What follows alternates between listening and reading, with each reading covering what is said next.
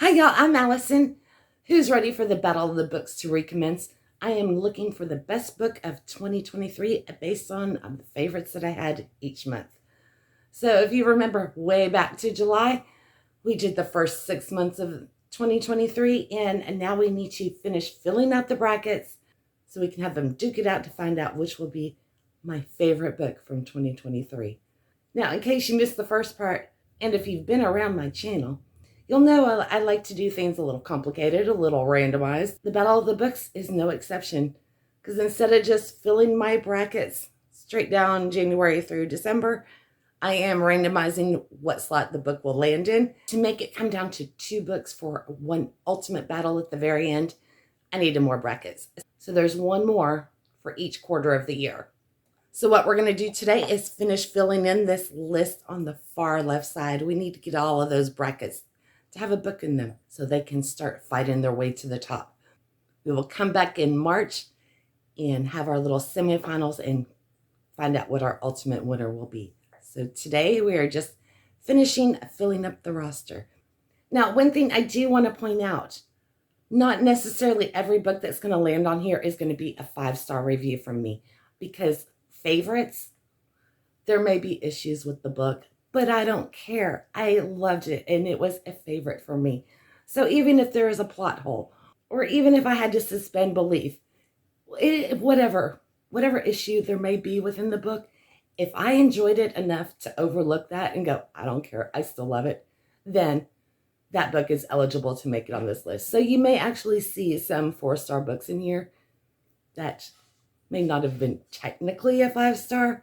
As far as my enjoyment, it knocked it out of the park. And that's ultimately what's a factor for me.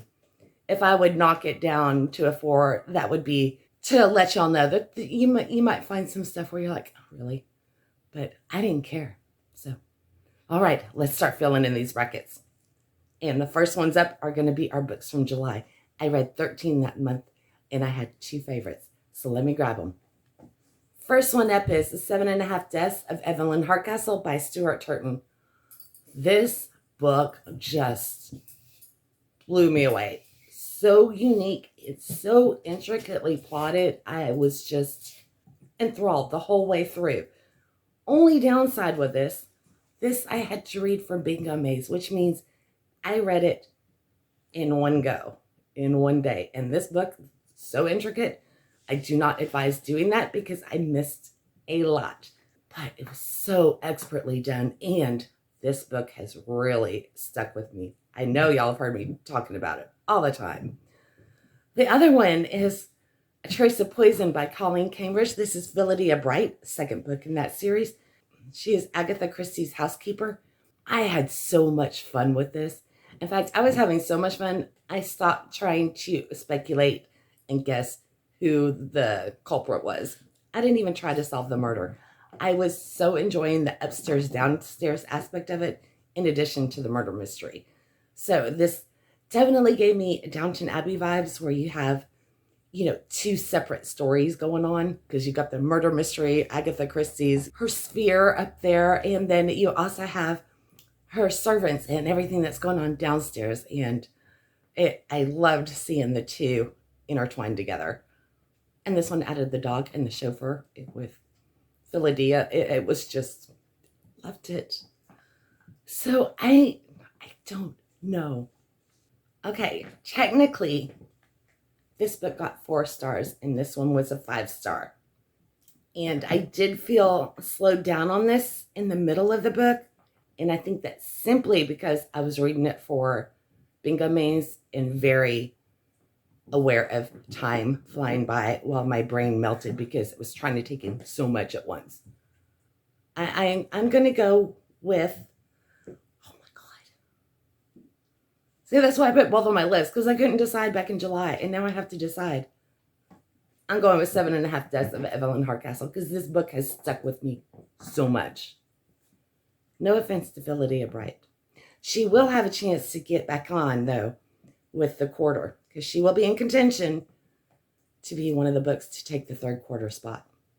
Okay, so July's favorite. We need to find out where it's going to land on the brackets, though, so we got to draw a number. I have my river rocks here. I only have the numbers that are left open on our brackets. So let's find out where Evelyn's going to land. And this is important because this will determine what book it's going to be going up against to move on to the next tier. Okay, it's number 14. And we don't know who she'll be going up against. And we're going to set Philadelphia Bright over here because she still has a chance to grab that third quarter slot. Let's move on to August. Okay, in August, I read 23 books. It was a good reading month. I think that was Aurelium. Yeah. Out of all of those, I picked 2 as my favorites. The first one was Thunderhead by Neil Shusterman. Absolutely loved this sci-fi dystopian. I had goosebumps at the ending of this. I was just loving it and stunned by the ending. I remember when I reached the last page and I was just like sitting there with my mouth wide open. I did not see that coming. Such an incredible book. So original. And I had all the emotions for this. All of them. And then we've got The Outsiders by S.E. Hinton. This is a classic set in the 50s in Oklahoma. And not only is the book incredible, but I watched this movie as a teenager probably 20 times. I absolutely loved it. So this had that nostalgia for me and it took me right back to it, but it also expanded on what I remembered of the movie. And it is just so beautifully done. It's between the socials and the greasers, so that the bad boys. And it's basically turf wars. And it's just incredible. And the author, when she wrote this, when she started it, she was 15 years old, and it began as a creative writing assignment in high school. Because when she was leaving the theater with one of her friends who was considered a greaser, they would jump by one of the socials. So she took a real event that happened to her and wrote a social commentary about it. And it's just, if you haven't read The Outsiders, read it and watch the movie. So many stars are in that movie. It's just, so I don't know how I'm supposed to choose between these 2. Because this one, again, I got misty-eyed and you're cheering for him and, your heart goes out to him. And there's such moments of wholesome goodness in it too. It's just runs the whole gamut. And Thunderhead was just as, just as many emotions. So how am I can't. I don't know. It's like put down 2 in August. Oh, okay. I remember distinctly, I got goosebumps when I read this book. Goosebumps, literally, at the end.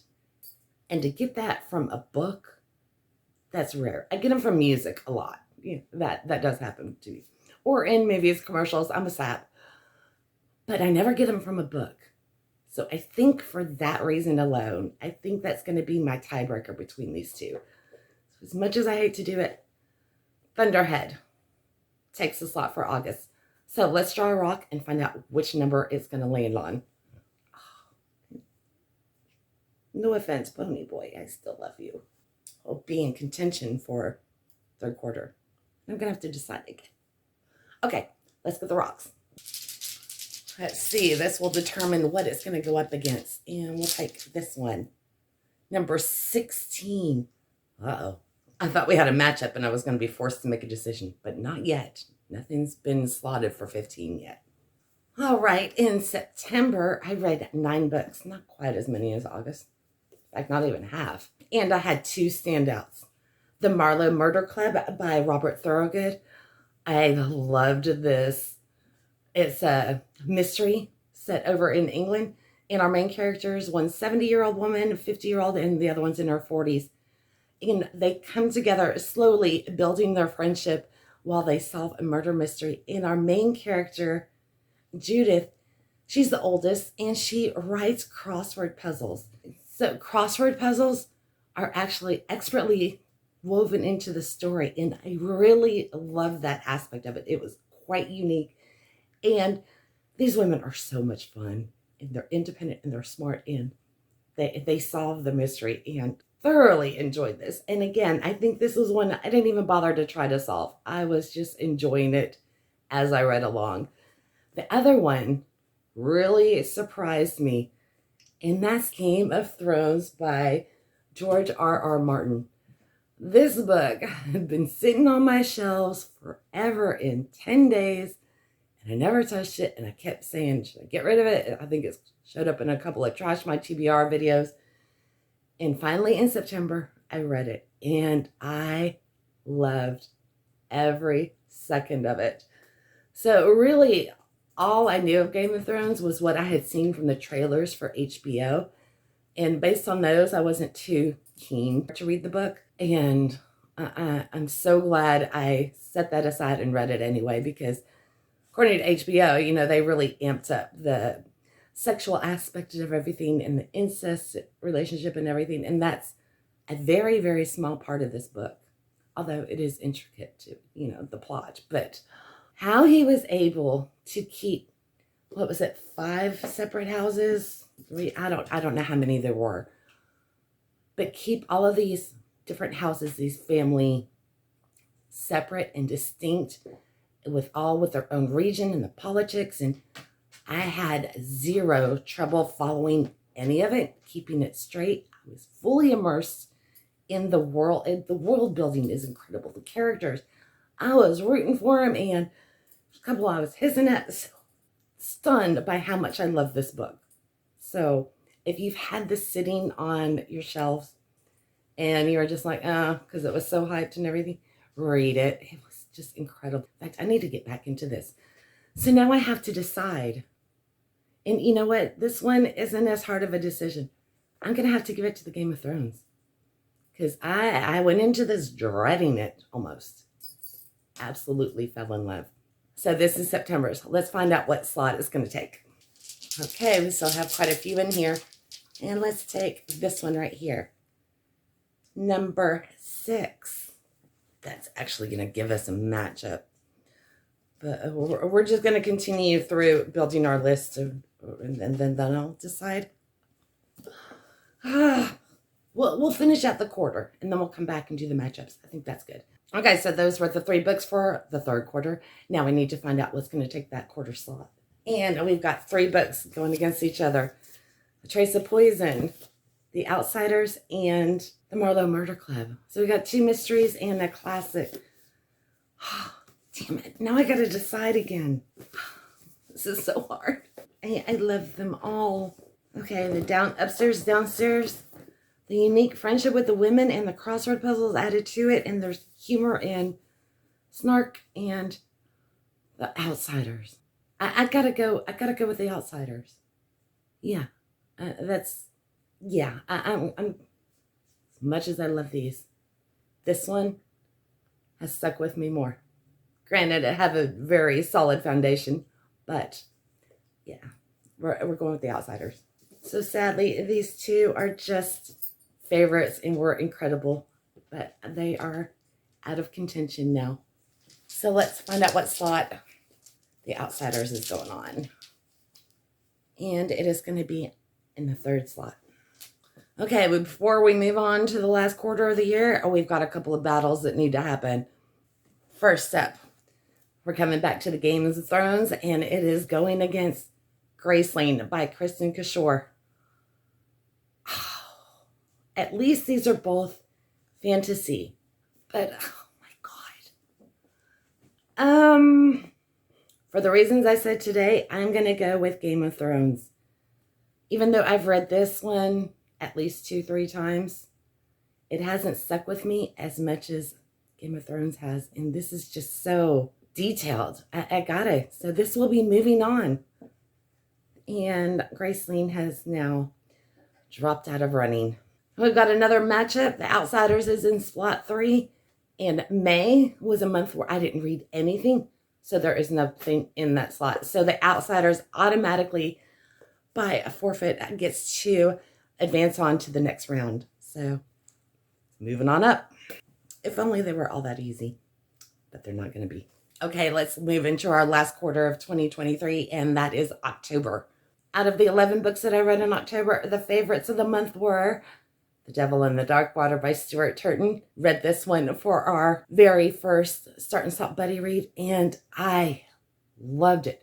So intricately done. We were guessing our way through, and it took a long time before we even got close to figuring out what was going on. And it was so much fun trying to piece it all together. So riveting, and the history in it. And even if a few people had some issues with the end, kind of wrapping up a little too neatly and whatnot, I didn't care. I loved it. Loved it. I love this author, obviously. The Haunting by Natasha Preston. Loved this. She's one of my auto-buy authors, and this is a YA thriller. It is set the week before Halloween. In fact, the titles are dated. So we've got a small town. There's like a Halloween festival going on in town and everything, complete with like the maze and, haunted houses. The high school is an integral part to the story, which kind of gave me Scream vibes just from the behaviors of the high school students and everything. I loved it. So much fun and so good for Halloween time. Perfect read for October. In fact, I'm hoping this upcoming October, I want to read it in real time using the chapters. So again, how for the depth and how geniusly it was all woven together, I'm going to have to give it to Stuart Turton. Once again, I love his books. They are my vibe, my jam. So this one takes the October slot. Now we need to find out what number, where it's going to land.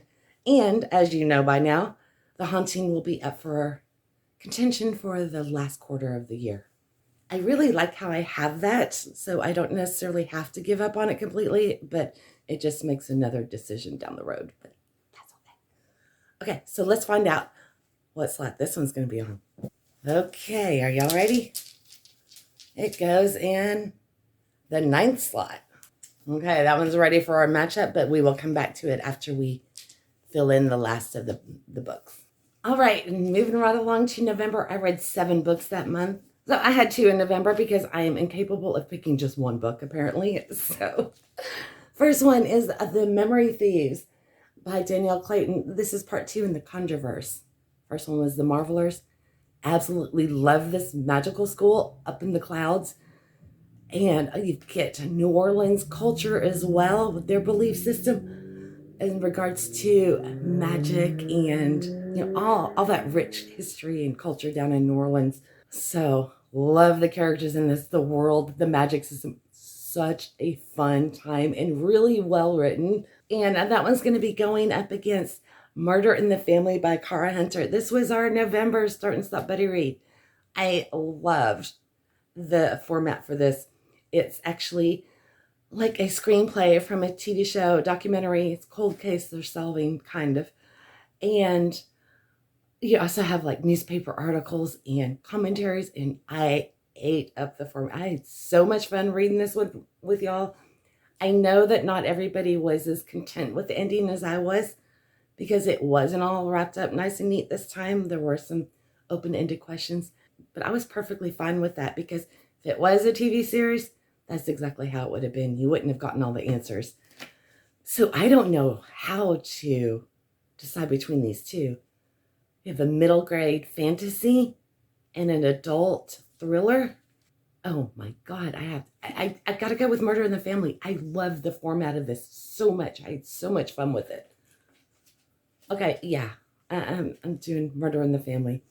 No offense at all to Controverse, because this is a really good book too.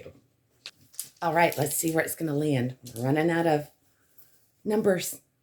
Number 15, which means it's going to be a matchup. Okay, moving right along to December, I read 5 books. That was it. Such a busy month. And of those 5, I only had one favorite, so I don't have to decide anything. The winner for December is The Throne of Fire by Rick Riordan. This is part 2 in the King Chronicles, part of the Percy Jackson universe. This is a reread for me. First time I read these, I didn't particularly enjoy them, and this time I really am. I think I was having trouble grasping the Egyptian mythology, and this time it just all clicked into place.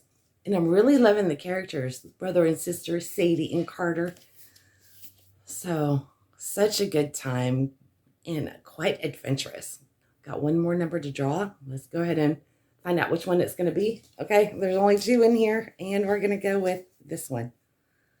Okay, Throne of Fire takes a 13th slot, which means I only have 1 number left, and this is for the 4th quarter, and it's going to take the number 1 slot. Had 2 extras for the 4th quarter, The Haunting and The Memory Thieves. I'm going with The Haunting. So much fun reading this in October, and I love Natasha Preston. This was a good time.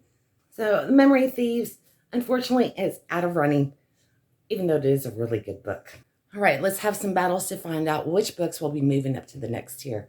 And I think we'll go in the order that they landed on the first tier. So, we have Evelyn Hardcastle taking on our newest edition, Throne of Fire. Talk about 2 completely different books. So, adult mystery thriller, middle grade fantasy. And this one, no offense to Rick Riordan, is a no-brainer. Stuart Tartan moves on. Okay, next up we have Thunderhead by Neil Shusterman going up against Murder in the Family by Kara Hunter. Oh no. Oh no. Okay, and dystopian. Mystery. I'm gonna give it to Thunderhead. I think. Because if I nitpick, there were a couple little bitty things with this. Still loved it. But I didn't have any qualms with Thunderhead. It was just a home run. So it has to move on. So sadly, Murder in the Family is out of the running. Our next battle is between Stuart Tartan's The Devil in the Dark Water and Roshani Chakshi's The Last Tale of the Flower Bride. Oh no. I absolutely was blown away by this book and its lyrical writing. So for me to fall in love with it, it's got to be incredible because I get very impatient with lyrical writing. And the way they brought fairy tales, the lore of fairy tales into it and the history, and this beautiful story with as much as I love Stuart Tartan, I have to give it to The Last Tale of the Flower Bride, which I can't believe I'm doing it because I love him. But this book left such a lasting impression with me and lyrical writing that I liked. It has to go forward. It has to. Read this book. It's beautiful and unexpected and sinister and dark and beautiful. Okay, this one will be moving on. And Devil in the Dark Water is sadly out of running. I'm shocked by this. I think this is one of the only few books that could have knocked out Devil in the Dark Water. Okay. Our next battle is Natasha Preston, The Haunting, taking on Anthony Horowitz with Magpie Murders. Uh-oh. Okay, this is another one that was really intricately involved and complicated, but so brilliantly done. Blew my mind. And this was just so much fun. This, you have a submitted manuscript for the first half of the book, and then it turns into the narrative about the author. There's like a mystery, there's like a death, and the 2 are woven together, and it's just loved every second of it. But I love this too. But this one stands out. Damn. I loved The Haunting. I will be reading it again. So, okay, The Haunting's out. Magpie Murders moves up. If you have liked our more detailed, involved mysteries, then read this one. So that brings this episode of the Battle of the Books to a close. We have our books that will be moving on to the next round, which will happen in March. In fact, that's when our winner will be crowned. Tomorrow, come back because we will be starting our February Start and Stop Buddy Read of From Below by Darcy Coates. Maybe that'll end up landing on this year's Battle of the Books. All right, I had a blast with this, and I hope to see you tomorrow. Bye.